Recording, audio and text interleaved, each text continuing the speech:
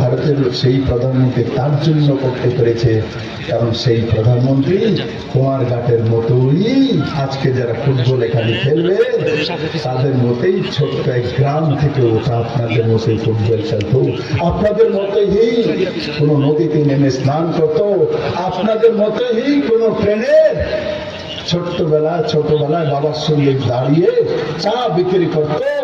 তার জন্য রাহুল গান্ধীর কমকে সহ্য হয় না চা বিক্রেতা আর গ্রামে ফুটবল খেলার মতো একটা লোক কিভাবে আমাদের শাসন করতে পারে।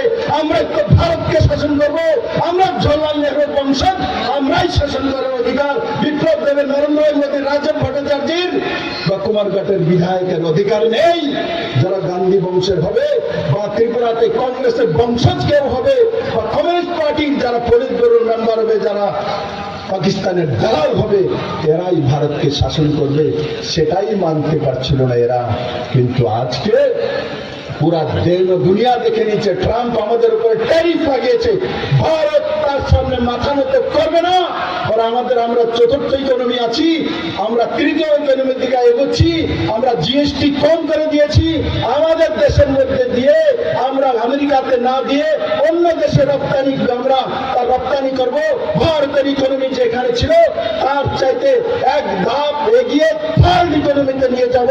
আর কুমারঘাটের জনতা যেভাবে এই বিধায়ককে দ্বিতীয়বারের মতো জিতিয়েছে, ঠিক এবারও এই যে ফুটবল টুর্নামেন্ট, এই সমস্ত শক্তি দিয়ে কুমারঘাটের সমস্ত জনতা, আর বিশেষ করে যে ড্রাগস, ড্রাই ড্রাগস, যেটা ইয়াবা ট্যাবলেট আছে বা ইঞ্জেকশন আছে বা এই ধরনের ব্রাউন সুগার, কুকিং, তার মধ্যে যাতে কোনো ছাত্রছাত্রী না পড়ে, মা বাবা তার দিকে খেয়াল রাখা উচিত, সমাজকে খেয়াল রাখা উচিত, ক্লাবগুলিকে খেয়াল রাখা উচিত, এবং সমাজ যাতে সঠিক দিশায় থাকতে পারে।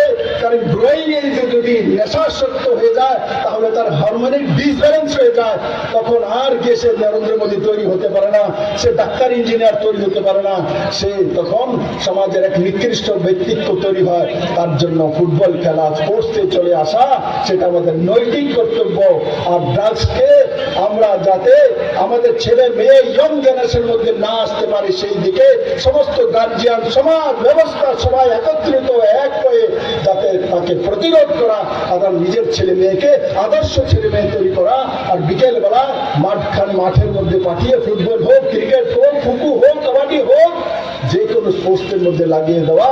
আর যদি তাও না পারে তো নমস্তে সদা বৎসলে মাতৃভূমি সেই জায়গায় লাগিয়ে রাখা, তাহলেই যে ভারত নরেন্দ্র মোদী চাইছিল সেই ভারত রচনা হবে। আর নিশ্চিত নরেন্দ্র মোদী যখন দেশের প্রধানমন্ত্রী আছে, ছোট ছোট বাধা বিপত্তি আসে বন্ধু, আর বাধা বিপত্তি যখন আসে তার পেছনেই জিত রয়েছে বন্ধু। বাধা বিপত্তি যার জীবনে আসে না তার সামনে জিত কখনো আসে না। তার জন্য বারবার মোদীর সামনে বাধা বিপত্তি আসে, তো মোদী বারবার জিতে দুনিয়াকে দেখিয়ে দেন।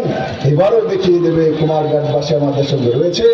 আজকাল এই ফুটবল টুর্নামেন্টে যারা আয়োজনকর্তা এবং আমাকে যারা নিমন্ত্রণ করেছেন, বিশেষ করে বিধায়ক মহোদয় এবং তার টিম, আমি সবাইকে অসংখ্য ধন্যবাদ জানাই।